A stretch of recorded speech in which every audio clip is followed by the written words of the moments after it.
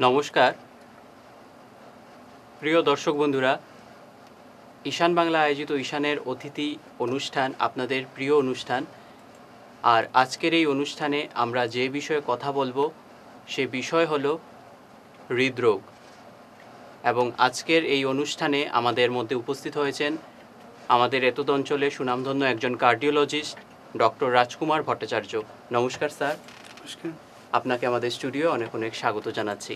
প্রিয় দর্শক বন্ধুরা, আজ আমরা এই অনুষ্ঠানের মাধ্যমে আমাদের হৃদযন্ত্রকে কীভাবে ভালো রাখব, কীভাবে সেটাকে যত্ন করব, সব বিষয়ে আমরা আলোচনা করব আজকের এই অনুষ্ঠানের মাধ্যমে। তো আপনারা আমাদের অনুষ্ঠানটি পুরো দেখবেন, সাথে থাকবেন। আচ্ছা স্যার, প্রথম আমার যেটা প্রশ্ন হলো, আমাদের আজকের দিনে খুব বেশি দেখা যাচ্ছে যে আমরা হৃদরোগে আক্রান্ত হচ্ছি। নানান রকমের বয়সের লোকেরাই কিন্তু আক্রান্ত হচ্ছে। তো তার মধ্যে একটা গুরুত্বপূর্ণ বিষয় হচ্ছে যে মানে আপনাদের মাধ্যমে, আপনারা অস্ত্রোপচারের মাধ্যমে একটা আমাদের হার্টে একটা পেসমেকার বলে একটা কিছু ইনস্ট্রুমেন্ট বসান। তো সেটা কাজটা কি এবং সেটা কেন বসানো হয়, এটা যদি আপনি আমাদেরকে একটু বলেন। হ্যাঁ, এটা খুবই গুরুত্বপূর্ণ বিষয়। আমাদের কার্ডিওলজি বিভাগে এটা অবশ্যই খুবই কমন প্র্যাকটিস, এটা যে পেসমেকার ইমপ্লান্টেশন করা হয় রোগীদের। এখন প্রথমত বুঝতে হবে যে পেসমেকার জিনিসটা কি। পেসমেকার হচ্ছে একটা ইলেকট্রনিক একটা যন্ত্র, যার কাজ হচ্ছে পেস করা, মানে হচ্ছে হার্টকে ইম্পালস দেওয়া, মানে হচ্ছে হার্টকে চালিত করা। তো সোজা কথায় এর অর্থ থেকে, নাম থেকে আমরা বুঝতে পারছি এর অর্থ কী হতে পারে। যখন পেশেন্টের হার্টের গতি কমে যাচ্ছে, প্রতি মিনিটে আমাদের নর্মালি মানবদেহে হার্টের গতি হচ্ছে 60 থেকে 100 প্রতি মিনিট। আচ্ছা, যদি কোনো কারণে সেটা যদি 60-এর নিচে 60 থেকে কম হয়ে যায় প্রতি মিনিটে, তখন নানান ধরনের সমস্যা দেখা যেতে পারে।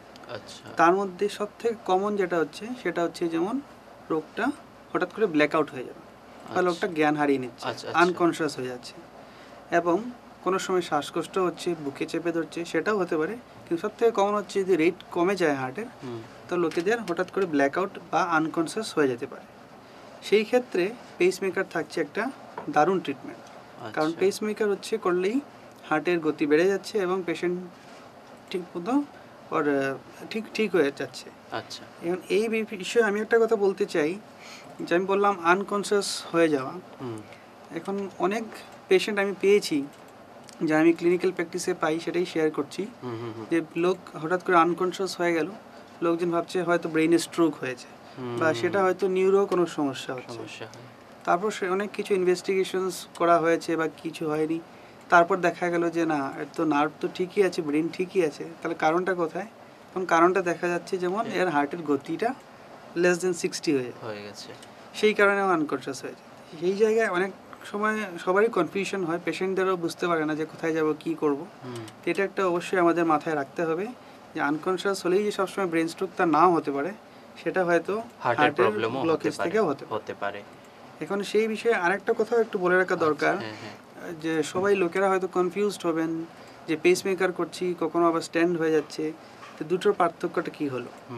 তো বিশেষ করে পেসমেকারের কথা বলে রাখছি। পেসমেকার হচ্ছে হার্টের যদি কোনো ধরনের ইলেকট্রিক্যাল ব্লকেজ থাকে, তাহলে সেটাকে সে ঠিক করবে।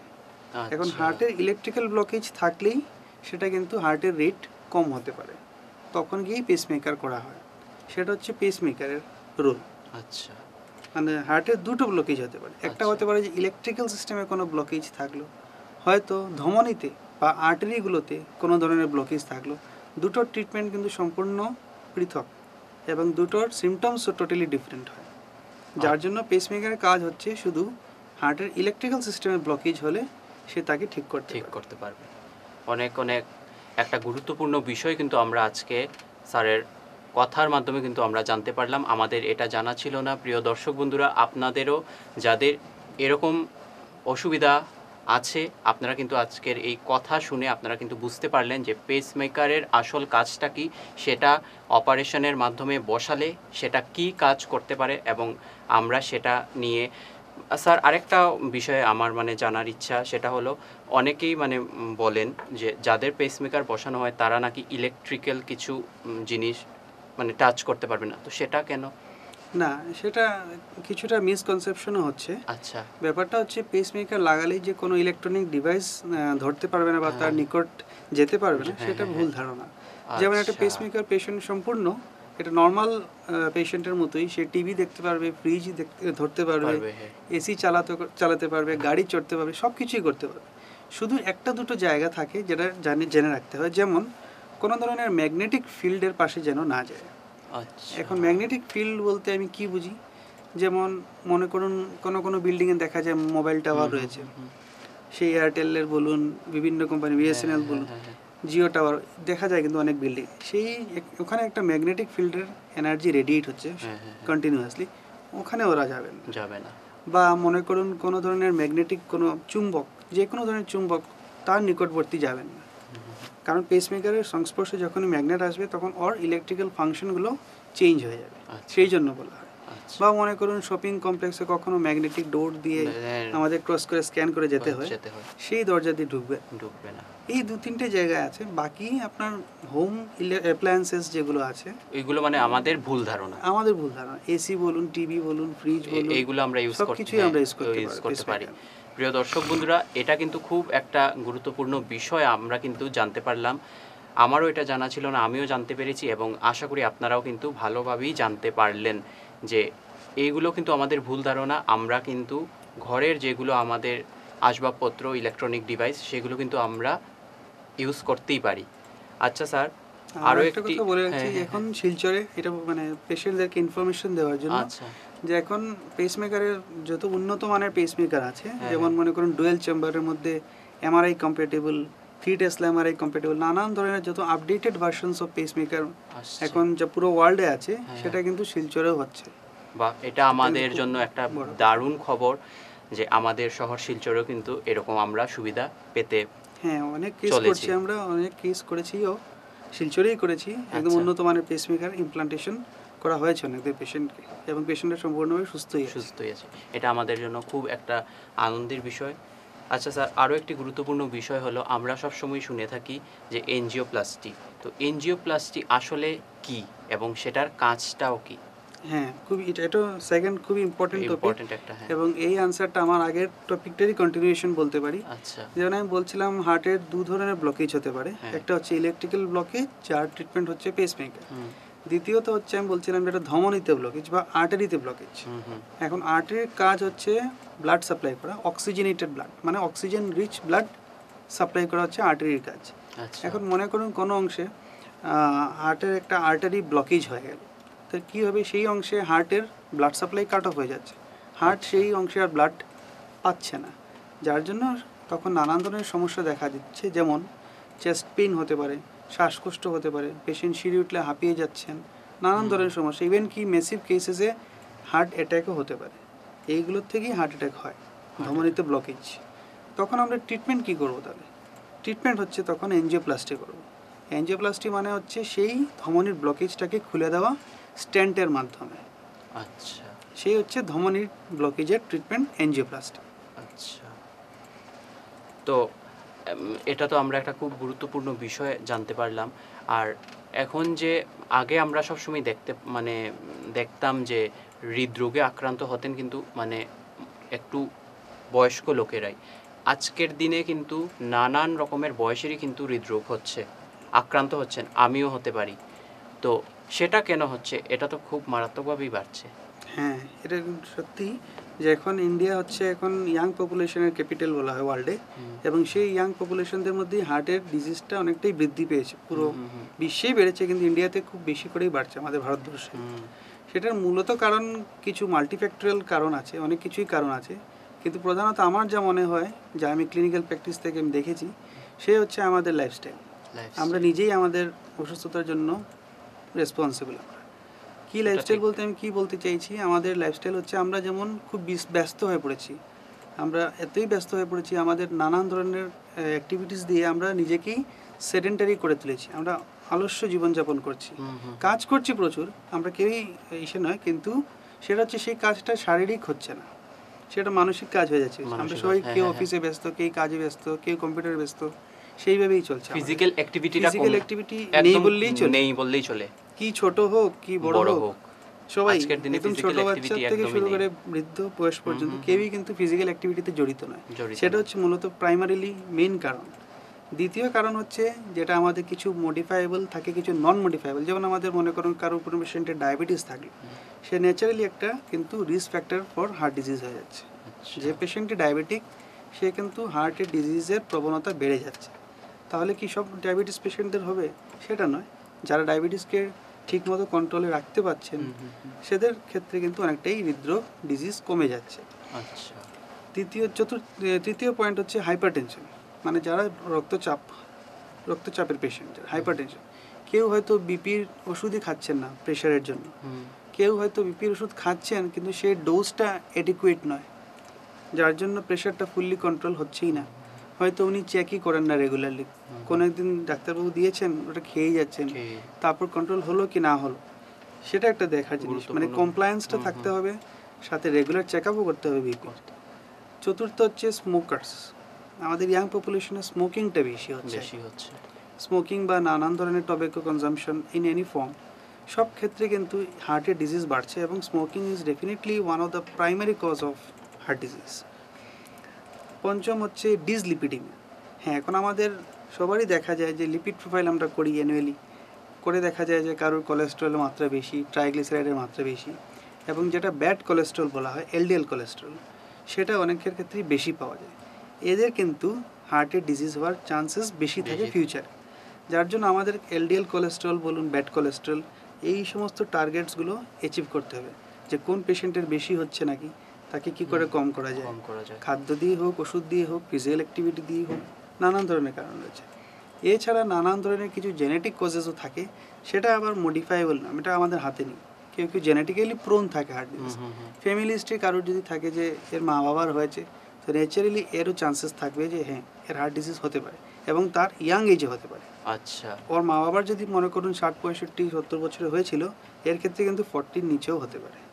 তো হার্ট এই ডিজিজটা মানে পপুলেশনকে আমাদের টার্গেট করতে হবে। যারা বাড়িতে মা বাবাদের কোনো হার্টের ডিজিজের হিস্ট্রি রয়েছে, এরা কিন্তু অনেক আগের থেকেই কিন্তু সচেত হয়েছে, মানে চেকিং করতে হবে, রেগুলার ইন্টারভ্যালে ফলো আপ করতে হবে, কারণ এদের ক্ষেত্রে পপুলেশনটাই প্রোন টু হার্ট ডিজিজ। আচ্ছা, তো আপনি যে এখন বললেন একটা কথা, তো হার্ট ডিজিজটা কি এটা জেনেটিকও হতে পারে? হতে পারে। আচ্ছা, হতে পারে। যদি ফ্যামিলির কারোর থাকে। হ্যাঁ, family history of heart attack থাকলে ছেলেমেয়েদের কিন্তু হার্ট অ্যাটাকের চান্সেস বেশি হয়, এবং তা ইয়াং এইজে হয়। তাদের মা বাবার যে বয়সে হয়েছিল তাদের কিন্তু আরো অনেক আগেও হয়ে যেতে পারে। এটা প্লাস হচ্ছে রিসেন্টলি আমরা যে দেখতে পাই এই 2020-20 পর থেকে কোভিড এরার পর থেকে কিন্তু হার্ট অ্যাটাকের বৃদ্ধি অনেকটাই বেড়ে গেছে। সেটা ডাইরেক্টলি লিঙ্ক আপ করা এখনও রিসার্চ চলছে ওটা নিয়ে, কিন্তু কিছু কিছু স্টাডিজে এসছে। হ্যাঁ, কারণ যে কোভিড থেকে কিন্তু হার্টের ডিজিজের চান্সেস বেড়েছে অনেকটা। কিন্তু হার্টের ডিজিজ বাড়ছে ঠিক আছে, কিন্তু সেই মতে আমাদের স্ক্রিনিং টুলস যেটা আমরা বলি, মানে রোগ প্রতিরোধ করার জন্য যে সময় মতো চেক আপ, সেটাও কিন্তু আরও অ্যাডভান্স হয়েছে। আমরা এখন হার্ট অ্যাটাক হওয়ার অনেক আগেই বুঝতে পারি যে কোন পেশেন্ট হার্ট ডিজিজের জন্য প্রোন আছে। আমরা যদি এদেরকে আইডেন্টিফাই করতে পারি, এই টার্গেট পপুলেশনকে, এদেরকে যদি আমরা টাইমলি কোনো ইন্টারভেনশন দিতে পারি, তাহলে নিশ্চয়ই ওদের কিন্তু লাভ হবে এবং ওরা হার্ট অ্যাটাক থেকে মুক্তি পেতে পারে। প্রিয় দর্শক বন্ধুরা, এই যে একটা লম্বা সময় যে উনি 3-4টে বিষয়ে যে কথা বললেন স্যার, সবটি বিষয় কিন্তু গুরুত্বপূর্ণ, এবং আমাদের শরীরের মধ্যে কিন্তু হৃদযন্ত্রটাই সবচেয়ে বেশি গুরুত্বপূর্ণ আমরা বলে জানি, কারণ সেটা যদি আমাদের বিকল হয়ে যায় সব কিছুই কিন্তু একটা শেষের পথে। হৃদযন্ত্র যদি আমরা ভালো রাখি, সুস্থ রাখি, তো আমরা কিন্তু সুন্দরভাবে জীবনযাপন করতে পারবো। তো আজকে স্যারকে অনেক ধন্যবাদ জানাচ্ছি, একটা ব্যস্ততার সময়ের মধ্যেও যে আপনি আমাদের এই অনুষ্ঠানে এসেছেন তার জন্য, এবং আপনার আজকের এই কথার মাধ্যমে কিন্তু অনেকেরই অনেক কিছু জানা হলো হৃদযন্ত্র বিষয়ে, যে আমরা কিভাবে নিজের হৃদযন্ত্রকে ভালো রাখবো এবং সুস্থ রাখবো। স্যার, আর আমাদের সময় একদম সীমিত, আমাদের অনুষ্ঠানও শেষ করতে হবে। তো তার মধ্যে আমি আরও একটি কথা বলছি, আমাদের হৃদযন্ত্র নিয়ে আপনি যতটি বিষয় বললেন কথা, সবটি গুরুত্বপূর্ণ। তার থেকেও যেটা আমি মনে করছি সেটা হলো, সবাই চায় যে একটা অল্প কিছুর মধ্যে আর কি, যে মানে সবারই তো একটা লাইফস্টাইল এখন অন্যরকম হয়ে গেছে, একটা সেকেন্ডারি লাইফস্টাইল হয়ে গেছে। তো তার মধ্যেও যে এত ব্যস্ততার মধ্যেও আমরা আমাদের হৃদযন্ত্রকে কিভাবে একটু ঠিক রাখবো? টেক হোম মেসেজ সবসময় একটা ইম্পর্টেন্ট জিনিস হ্যাঁ, হয়, এবং আজকে টেক হোম মেসেজ আমি এটাই বলতে চাই হ্যাঁ, হ্যাঁ, যে হার্টকে সুস্থ রাখতে হলে নিয়মিত রেগুলার একটা ব্যালেন্স ডায়েট করবেন। ডেইলি আচ্ছা, ফল খাবেন, যারা ডায়াবেটিসের যেগুলো ফল সেফ হয় সেগুলো খাবেন। হুম, ফল খাবেন প্রচুর পরিমাণে, সবজি খাবেন প্রচুর পরিমাণে, কার্বোহাইড্রেট ডায়েট কম হবে, সে আচ্ছা, ভাতই হোক আর রুটিই হোক, কার্বোহাইড্রেট কম করতে হবে আমাদের। চতুর্থ হচ্ছে আমাদের স্মোকিং এড়িয়ে চলতে হবে। হুম, হুম, হুম, রেগুলারলি বিপি চেক করব, আমরা সুগার চেক করব, বছরে অন্তত একবার আমরা কোলেস্টেরল লেভেলসগুলো চেক করব, এবং আমরা নিয়মিত ঘুমাবো। আমাদের অ্যাটলিস্ট অন্তত 7 আওয়ার্স একটা ভালো স্লিপ হওয়া খুবই দরকার, দরকার, কারণ স্লিপ কম হলে কিন্তু হার্টের ডিজিজ বেড়ে যায়। বেড়ে যায়। আর ফিজিক্যাল অ্যাক্টিভিটি নিয়ে আমি বলতে চাই, এই বিজি লাইফস্টাইলের মধ্যে আমাদের কারোরই খুব একটা সময় হচ্ছে না, হুম, কিন্তু যে যতটুকুই সময় পায় অ্যাটলিস্ট যদি প্রতিদিন আধ ঘন্টা, হাফ অ্যান আওয়ার যদি কেউ ব্রিস্ক ওয়াকিং করতে পারে, হুম, সে বাইরে গিয়ে হোক আর যে ঘরের ভিতরে প্যাসেজ আছে ওখানেই করুক, হুম, কিন্তু অন্তত যদি কেউ আধ ঘন্টা ডেইলি হাঁটাচলা করতে পারে হুম, ঘরের ভেতরেই, তাও কিন্তু হার্ট ডিজিজ অনেকটাই কিন্তু কমে যাবে। কমে যাবে। প্রিয় দর্শক বন্ধুরা, আজকের এই অনুষ্ঠানের মাধ্যমে কিন্তু আপনারা বুঝতে পারলেন আশা করি যে আজকের যে আমাদের বিষয় ছিল, আলোচ্য বিষয় ছিল হৃদযন্ত্রকে আমরা কিভাবে সুস্থ রাখবো, ভালো রাখবো, সেই বিষয়ে কিন্তু আজকে আমাদের ডাক্তারবাবু ডক্টর রাজকুমার ভট্টাচার্য কিন্তু আমাদেরকে ডিটেইলসেই কিন্তু বলেছেন, এবং আশা করি আপনারা সবাই বুঝতে পেরেছেন। স্যার, আজকের অনুষ্ঠান আমাদের একদম শেষের পথে। তো আগামী দিনেও আমরা আশা রাখি আবারও একদিন আপনাকে আমাদের স্টুডিওয়ে পাবো, এবং আরও আজকে যে যে বিষয় আমরা আলোচনা করতে পারিনি হার্ট সম্বন্ধে বাকি রয়ে গেছে, তো সেই সম্বন্ধে আমরা আগামী দিনে আরও একটি আমাদের এরকম অনুষ্ঠানের মাধ্যমে জানতে পারবো। অবশ্যই।